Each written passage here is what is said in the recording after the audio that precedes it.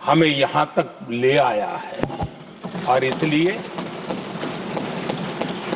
इस महान उपलब्धि के लिए संविधान निर्माताओं के साथ साथ मैं देश के कोटि कोटि नागरिकों का आदरपूर्वक नमन करता हूं जिन्होंने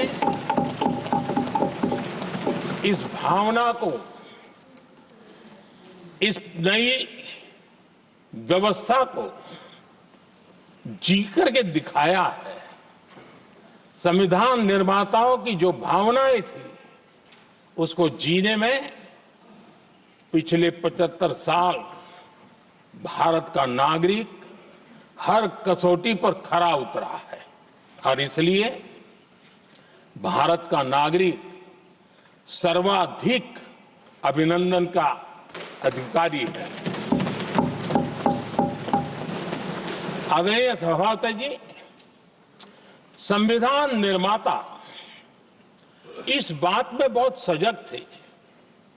वो ये नहीं मानते थे कि भारत का जन्म 1947 में हुआ है।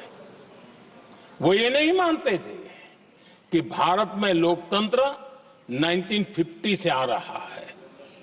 वे मानते थे यहां की महान परंपरा को, महान संस्कृति को, महान विरासत को, हजारों साल की उस यात्रा को, उसके प्रति वो सजग थे। उनको इस बात का पूरा भान था। आदरणीय सभापति जी, भारत का लोकतंत्र, भारत का गणतांत्रिक अतीत बहुत ही समृद्ध रहा है, विश्व के लिए प्रेरक रहा है और तभी तो भारत आज मदर ऑफ डेमोक्रेसी के रूप में जाना जाता है। हम सिर्फ विशाल लोकतंत्र है इतना नहीं, हम लोकतंत्र की जननी है। आदरणीय सभापति जी, मैं जब ये कह रहा हूं तो मैं 3 महापुरुषों के कोट इस सदन के सामने प्रस्तुत करना चाहता हूं।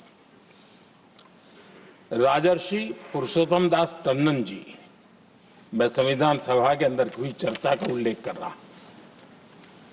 उन्होंने कहा था, सदियों के बाद हमारे देश में एक बार फिर ऐसी बैठक बुलाई गई है, यह हमारे मन में अपने गौरवशाली अतीत की याद दिलाती है।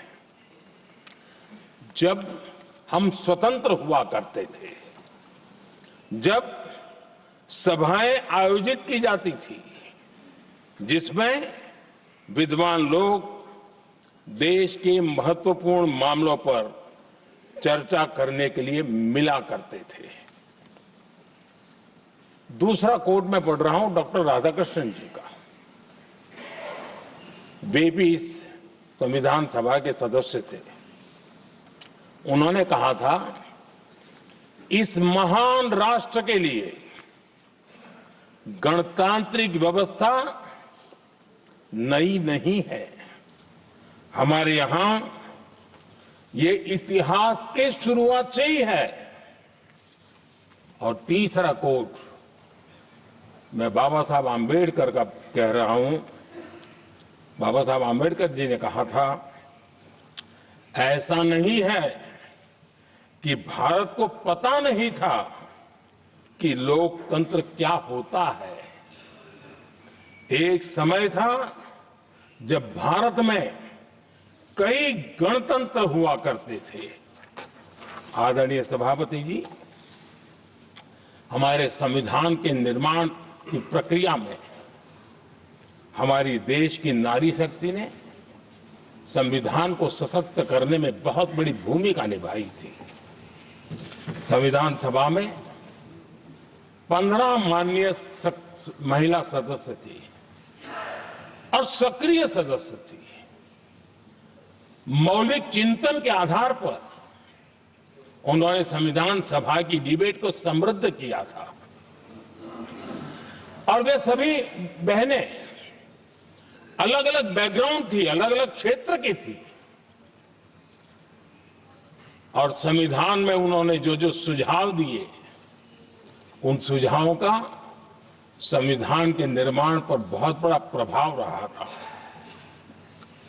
और हमारे लिए गर्व की बात है कि दुनिया के कई देश आजाद भी हुए, संविधान भी बने, लोकतंत्र भी चला, लेकिन महिलाओं को अधिकार देने में दशकों बीत गए थे। लेकिन हमारे यहां शुरुआत से ही महिलाओं को वोट का अधिकार संविधान में दिया गया। आदरणीय सभापति जी, जब G20 समिट हुई, उसी भावना को आगे बढ़ाते हुए, क्योंकि संविधान की भावना को लेकर के हम सब जीने वाले लोग हैं, हमने G20 की अध्यक्षता के दरमियान विश्व के सामने विमेन लेड डेवलपमेंट का विचार रखा और विश्व के अंदर विमेन डेवलपमेंट से अब आगे जाने की जरूरत है और इसलिए हमने विमेन लेड डेवलपमेंट की चर्चा को अंजाम दिया। इतना ही नहीं, हम सभी सांसदों ने मिलकर के एक स्वर से नारी शक्ति बंधन अधिनियम पारित करके हमारी महिला शक्ति को भारतीय लोकतंत्र में उनकी भागीदारी सुनिश्चित करने के लिए हम लोगों ने कदम उठाए। आदरणीय सभापति जी, आज हम देख रहे हैं हर बड़ी योजना के सेंटर में महिलाएं होती है और ये जब संविधान के हम 75 वर्ष मना रहे हैं, ये संयोग है और अच्छा संयोग है कि भारत के राष्ट्रपति के पद पर एक आदिवासी महिला ये हमारे संविधान की भावना की एक अभिव्यक्ति भी है।